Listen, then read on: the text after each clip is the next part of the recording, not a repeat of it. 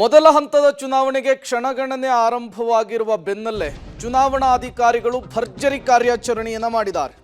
ದಾಖಲೆ ಇಲ್ಲದೆ ಇರುವಂತಹ 48 ಲಕ್ಷ ನಗದನ್ನ ಹಾರ್ಡ್ ಕ್ಯಾಶ್ ಅನ್ನು ವಶಕ್ಕೆ ಪಡೆದುಕೊಂಡಿದ್ದಾರೆ. ಕೋಲಾರ ಜಿಲ್ಲೆಯ ಬೆತ್ತಮಂಗಲದಲ್ಲಿ ಈ ಘಟನೆ ನಡೆದಿರುವಂತಹದ್ದು. ಮತದಾರರಿಗೆ ಹಂಚಲು ಸಂಗ್ರಹಿಸಿಟ್ಟಂತಹ ಹಣವನ್ನ ಕಂತೆ ನೋಟನ್ನ ಸೀಸ್ ಮಾಡಿದ್ದಾರೆ. ಶ್ರೀಹರಿ ಸೂಪರ್ ಮಾರ್ಕೆಟ್ನಲ್ಲಿ ಸಂಗ್ರಹಿಸಿಟ್ಟಿರುವಂತಹ ಹಣ ಇದು. ಸ್ಥಳಕ್ಕೆ ಚುನಾವಣಾಧಿಕಾರಿಗಳು ಐಟಿ ಅಧಿಕಾರಿಗಳು ದೌಡಾಯಿಸಿದ್ದಾರೆ. ಮಿಂಚಿನ ಕಾರ್ಯಾಚರಣೆಯನ್ನು ನಡೆಸಿದ್ದಾರೆ. ನೀವು ಕೂಡ ವಿಜುವಲ್ಸ್ ಅನ್ನು ಗಮನಿಸ್ತಾ ಇದ್ದೀರಿ. ಕೋಲಾರದ ಬೆತ್ತಮಂಗಲದಲ್ಲಿ ಕಂತೆ ಹಣವನ್ನು ಸೀಸ್ ಮಾಡುವಂತಹ ಕೆಲಸಕ್ಕೆ ಚುನಾವಣಾಧಿಕಾರಿಗಳು ಮುಂದಾಗಿರುವಂಥದ್ದು. ಚುನಾವಣಾ ಅಕ್ರಮದಲ್ಲಿ ಈ ಹಣವನ್ನು ಬಳಸಿಕೊಳ್ಳುವುದಕ್ಕೆ ಪ್ಲಾನನ್ನು ಮಾಡಿದ್ರು ಅನ್ನೋದು ಕೂಡ ಪ್ರಾಥಮಿಕವಾಗಿ ಸಿಗ್ತಾ ಇರುವಂತಹ ಮಾಹಿತಿ.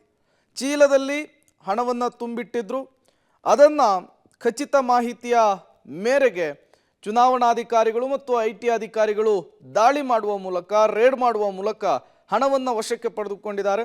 ಹಣದ ಮೂಲವನ್ನು ಕೆದಕುವಂತಹ ಕೆಲಸಕ್ಕೆ ಈಗ ಅಧಿಕಾರಿಗಳು ಇಳಿದಿರುವಂಥದ್ದು.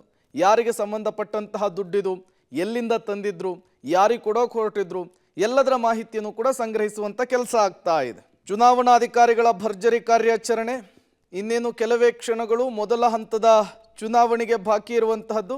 ಈ ಬ್ಯಾನ್ನಲ್ಲೇ ಕಂತೆ ಹಣವನ್ನು ಸೀಸ್ ಮಾಡಿದ್ದಾರೆ. ಮತ್ತಷ್ಟು ಡೀಟೇಲ್ಸ್ ಅನ್ನು ಕೊಡ್ತಾರೆ ನಮ್ಮ ಕೋಲಾರ ಪ್ರತಿನಿಧಿ ರವಿ, ದೂರವಾಣಿ ಸಂಪರ್ಕದಲ್ಲಿ ಜಾಯಿನ್ ಆಗಿದ್ದಾರೆ. ರವಿ, ಚುನಾವಣಾಧಿಕಾರಿಗಳು ಮಿಂಚಿನ ಕಾರ್ಯಾಚರಣೆಯನ್ನು ಮಾಡಿದ್ದಾರೆ. ಎಷ್ಟು ಲಕ್ಷ ಹಣವನ್ನು ಸೀಸ್ ಮಾಡಿದ್ದಾರೆ? ಈ ಹಣದ ಮೂಲದ ಬಗ್ಗೆ ಏನಾದರೂ ಮಾಹಿತಿ ಸಿಗ್ತಾ ಇದೆಯಾ, ಹೇಗೆ ಅಂತ?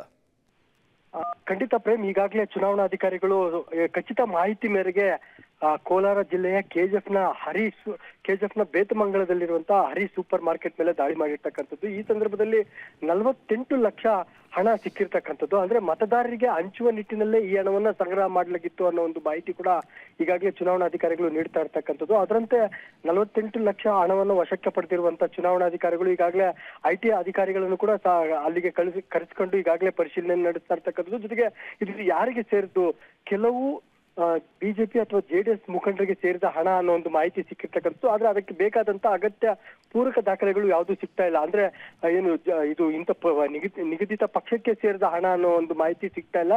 ಆದ್ರೆ ಇಂಥ ಮುಖಂಡನದ್ದು ಅನ್ನೋ ಒಂದು ಮಾಹಿತಿಯನ್ನ ಸದ್ಯಕ್ಕೆ ಅಧಿಕಾರಿಗಳು ಸ್ಪಷ್ಟಪಡಿಸ್ತಾ ಇರ್ತಕ್ಕಂಥದ್ದು.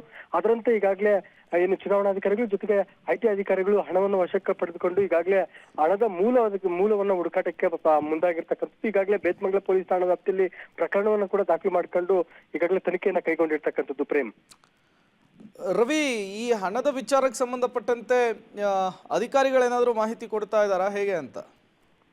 ಖಂಡಿತ ಪ್ರೇಮ್, ಇದು ಇವತ್ತೇನು ನಾಳೆ ಮತದಾನ ಇರ್ತಕ್ಕಂಥದ್ದು. ಈ ನಿಟ್ಟಿನಲ್ಲಿ ಮತದಾರರಿಗೆ ಹಂಚುವ ನಿಟ್ಟಿನಲ್ಲೇ ಸಂಗ್ರಹ ಮಾಡಲಾಗಿತ್ತು ಅನ್ನೋ ಒಂದು ಖಚಿತ ಮಾಹಿತಿ ಮೇರೆಗೆ ಚುನಾವಣಾಧಿಕಾರಿಗಳು ದಾಳಿಯನ್ನ ಮಾಡಿರ್ತಕ್ಕಂಥದ್ದು. ಈ ಸಂದರ್ಭದಲ್ಲಿ ಹರಿ ಅನ್ನುವಂತ ಸೂಪರ್ ಮಾರ್ಕೆಟ್ ನಲ್ಲಿ ಈ ಹಣ ಸಿಕ್ಕಿರ್ತಕ್ಕಂಥದ್ದು. ಇದು ಮಾಜಿ ಶಾಸಕರೊಬ್ಬರಿಗೆ ಸೇರಿದ ಹಣ ಅನ್ನೋ ಒಂದು ಮಾಹಿತಿ ಅವರ ಮಗ ಅಲ್ಲಿಗೆ ತಲುಪಿಸಿದ್ರು. ಅವರ ವಿರೋಧಿಗಳು ಈ ಒಂದು ಮಾಹಿತಿಯನ್ನ ಚುನಾವಣಾಧಿಕಾರಿಗೆ ಕೊಟ್ಟು ಇದನ್ನ ವಶಕ್ಕೆ ಪಡೆದಿರ್ತಕ್ಕಂಥದ್ದು ಅನ್ನೋ ಒಂದು ಮಾಹಿತಿಯನ್ನ ಈಗಾಗಲೇ ಚುನಾವಣಾಧಿಕಾರಿಗಳು ಸ್ಪಷ್ಟಪಡಿಸ್ತಾ ಇರ್ತಕ್ಕಂಥದ್ದು. ಆದ್ರೆ ಇದು ನಿಗದಿತ ಪಕ್ಷ ಅಥವಾ ವ್ಯಕ್ತಿಗೆ ಸೇರಿದ್ದು ಅನ್ನೋದಕ್ಕೆ ಯಾವುದೇ ದಾಖಲೆಗಳಿಲ್ಲ. ಆದ್ರೂ ಕೂಡ ಹರಿ ಸೂಪರ್ ಮಾರ್ಕೆಟ್ ನ ಮಾಲೀಕರ ವಿರುದ್ಧ ಈಗಾಗಲೇ ಪ್ರಕರಣವನ್ನು ದಾಖಲೆ ಮಾಡಿಕೊಂಡು ತನಿಖೆಯನ್ನ ಕೈಗೊಂಡಿರ್ತಕ್ಕಂಥದ್ದು. Prem, okay, thank you Ravi ತಮ್ಮೆಲ್ಲ ಮಾಹಿತಿಗಾಗಿ. ದಾಖಲೆ ಇಲ್ಲದೆ 48 ಲಕ್ಷ ರೂಪಾಯಿ ಹಣವನ್ನು ಒಂದೆಡೆ ಚೀಲದಲ್ಲಿ ಇಡಲಾಗಿತ್ತು. ಖಚಿತ ಮಾಹಿತಿಯ ಮೇರೆಗೆ ಚುನಾವಣಾಧಿಕಾರಿಗಳು ದಾಳಿಯನ್ನು ಮಾಡಿದ್ದಾರೆ. 48 ಲಕ್ಷ ರೂಪಾಯಿ ಹಾರ್ಡ್ ಕ್ಯಾಶನ್ನು ವಶಕ್ಕೆ ಪಡೆದುಕೊಳ್ಳುವಂತಹ ಕೆಲಸವನ್ನು ಮಾಡಿದ್ದಾರೆ. ಅಧಿಕಾರಿಗಳಿಗೆ ಸಿಗ್ತಾ ಇರುವಂತಹ ಪ್ರಾಥಮಿಕ ಮಾಹಿತಿ, ಇವತ್ತು ರಾತ್ರಿ ಈ ದುಡ್ಡನ್ನು ಮತದಾರರಿಗೆ ಹಂಚಲಿಕ್ಕೆ ಮುಂದಾಗ್ತಾ ಇದ್ರು ಅನ್ನುವಂತಹ ಮಾಹಿತಿ ಅಧಿಕಾರಿಗಳಿಗೆ ಸಿಕ್ಕಿದೆ. ಈ ಹಣದ ಮೂಲ ಎಲ್ಲಿಯದ್ದು, ಯಾರಿಗೆ ಸೇರಿದ್ದು, ಎಲ್ಲಿಂದ ತಂದಿದ್ರು, ಇದನ್ನು ಎಲ್ಲಿಗೆ ಅವರು ಸರಬರಾಜು ಮಾಡ್ತಾ ಇದ್ರು, ಎಲ್ಲದರ ಡೀಟೇಲ್ಸನ್ನು ಸಂಗ್ರಹಿಸುವಂತಹ ಕೆಲಸ ಆಗ್ತಾ ಇದೆ. ಮೊದಲ ಹಂತದ ಚುನಾವಣೆಗೆ ಕ್ಷಣಗಣನೆ ಆರಂಭ ಆಗಿರುವ ಬೆನ್ನಲ್ಲೇ ಚುನಾವಣಾಧಿಕಾರಿಗಳು ಮಿಂಚಿನ ಕಾರ್ಯಾಚರಣೆಯನ್ನು ಮಾಡಿರುವಂತಹದ್ದು. 48 ಲಕ್ಷ ರೂಪಾಯಿ ಹಣವನ್ನು ಶ್ರೀಹರಿ ಸೂಪರ್ ಮಾರ್ಕೆಟ್ನಲ್ಲಿ ಈಗ ಸೀಸ್ ಮಾಡಿದ್ದಾರೆ.